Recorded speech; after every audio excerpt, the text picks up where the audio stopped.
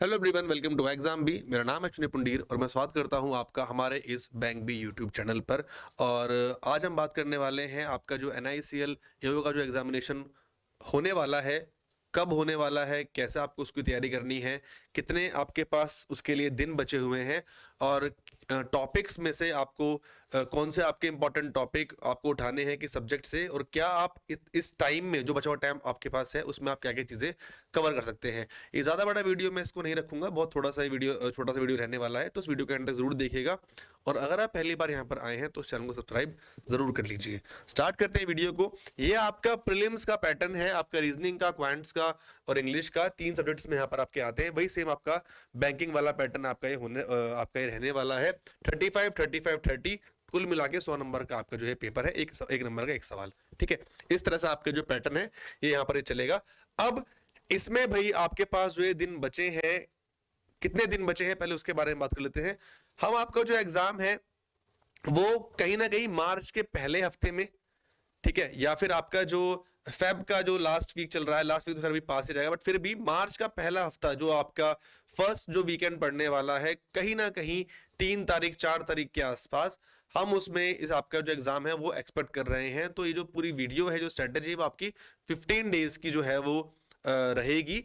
और 15 दिन क्यों बोल रहा हूं मैं यहाँ पर, क्योंकि इस बार जो फरवरी भी है वो भी आपकी 29 तारीख की है, तो एक दिन आपको यहाँ पर एक्स्ट्रा मिल गया, तो आप सभी को मुबारक हो। ऐसा मौका सबको नहीं मिलता, 4 साल में एक बार ऐसा मौका देखने के लिए मिलता है।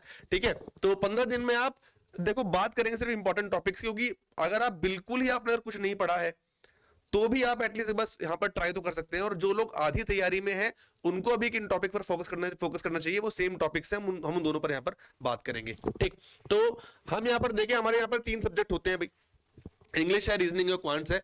टॉपिक्स आप सभी को पता होगा। अगर आपको टॉपिक भी नहीं पता है तो फिर आप ये वीडियो को अभी यहीं पर इसको स्किप कर सकते हैं और आप कोई और शॉर्ट्स या रील आप देख लो।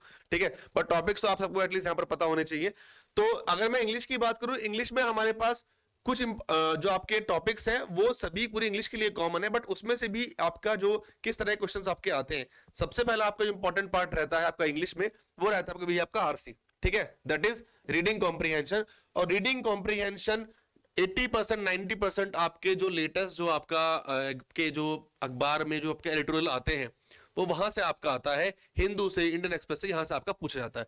तो RC हो गया आपका, एडिटोरियल हो गया। तो कोशिश कीजिए आप जितने भी आपके पास दिन बचे हैं, 15 दिन बचे हैं, जो भी दिन बचे हैं, जब से आप इस वीडियो को देखना स्टार्ट करें और आपको पढ़ाई करने का मन है तो आप उसी दिन का आप अखबार उठाइए और उसका आप एडिटोरियल पढ़ना आप स्टार्ट कर दीजिए। वो आपकी पहली चीज होगी, क्योंकि वो पढ़ना बहुत जरूरी है। ठीक है, इसमें टॉपिक्स आपके क्या क्या आते हैं, ग्रामर आपको इसमें पढ़नी पड़ेगी, वो बहुत जरूरी है। ग्रामर में आपके टॉपिक यहाँ पर इंपॉर्टेंट क्या क्या है, वोकैब यहाँ पर बहुत कम पूछी जाती है, डायरेक्टली आपसे वोकैब नहीं पूछी जाएगी। RC आपका यहाँ पर 8 से 10 नंबर का होता है, उसी में आपके क्वेश्चन जो पूछाते हैं।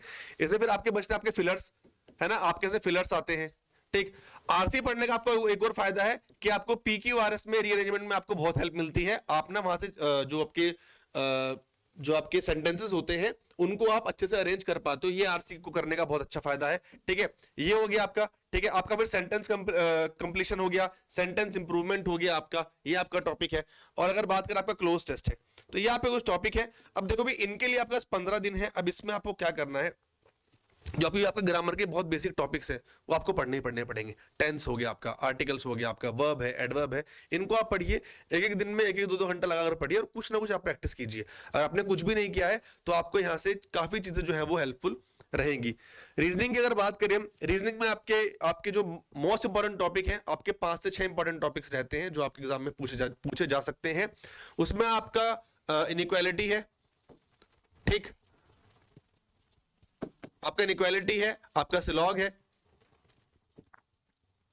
ठीक, आपका कोडिंग डिकोडिंग है, ब्लड रिलेशन हो गया। ठीक, ये 4 इंपॉर्टेंट बहुत टॉपिक हो गए आपका, इनइक्वालिटी, सिलोजिज्म है, कोडिंग डिकोडिंग, ब्लड रिलेशन। और फिर आपकी आती है भी पजल हो गई आपकी, और सिटिंग अरेंजमेंट होगी।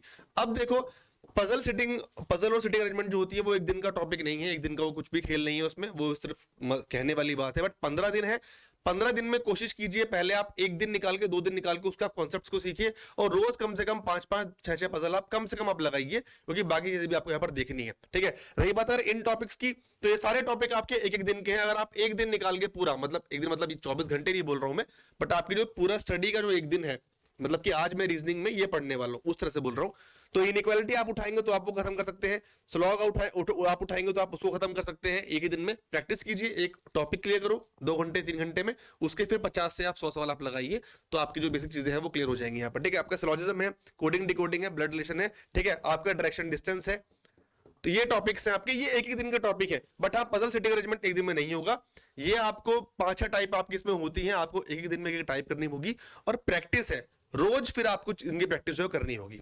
ठीक है, क्लियर है। आगे बात करते हैं क्वांट की। तो क्वांट में भी देखो आपके 2 सेक्शन है यहाँ पर। ठीक है, अगर मैं बांटू, आपका पूरा डीआई है, इसमें डीआई बहुत इंपॉर्टेंट है। ठीक, लेकिन डीआई को करने के लिए आपको परसेंटेज हो गया, रेशियो हो गया, एवरेज है, प्रॉफिट लॉस है, पढ़ना पड़ेगा।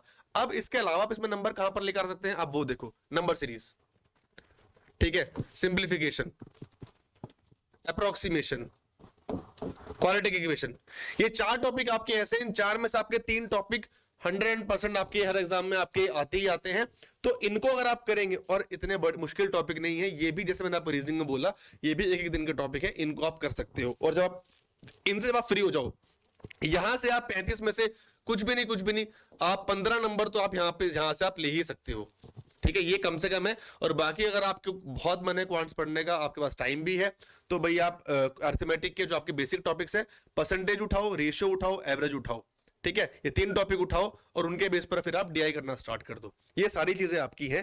तो अगर आप इन टॉपिक को करते हैं अभी भी 15 दिन में, तो यकीन मानिए आप प्री तो आप निकाल सकते हैं, उसकी आप टेंशन मत लीजिए। तो इन टॉपिक्स पर आप ध्यान दीजिए, प्री को निकालिए, फोकस कीजिए। प्लस अगर आप हमारे साथ अगर आप तैयारी करना चाहते हैं, तो पेड बैच भी है हमारा फ्री बैच भी यूट्यूब पर। अगर आप यूट्यूब पर हमसे क्लासेस लेना चाहते हैं, तो नीचे कमेंट बॉक्स में जरूर लिखिएगा, हम आपके लिए प्लान अगले 12 दिन का 15 दिन का प्लान आपके लिए लेकर आएंगे। फिर हम यहीं से एक साथ इस एग्जाम की तैयारी जो है वो कर सकते हैं। तो यही मुझे आपको यहाँ पर बताना था, ये आपको समझाना था। ये पूरा का पूरा सिनेरियो है, पूरा पैटर्न, इसको आप देखिए और आप इस एग्जाम को यहाँ पर आगे लेकर जा सकते हैं। बाकी कोई भी क्वेरी हो आप नीचे कमेंट बॉक्स में लिख सकते हैं। हमारे पेड बैच का नीचे लिंक होगा, वहां जाकर आप उसको एक बार डेमो भी चेक कर सकते हैं। तो चलिए फिर, ऑल द बेस्ट। 15 दिन है, तैयारी कीजिए अच्छे से। मिलता है अगली वीडियो में, तब तक के लिए thank you so much and have a good day. Thank you.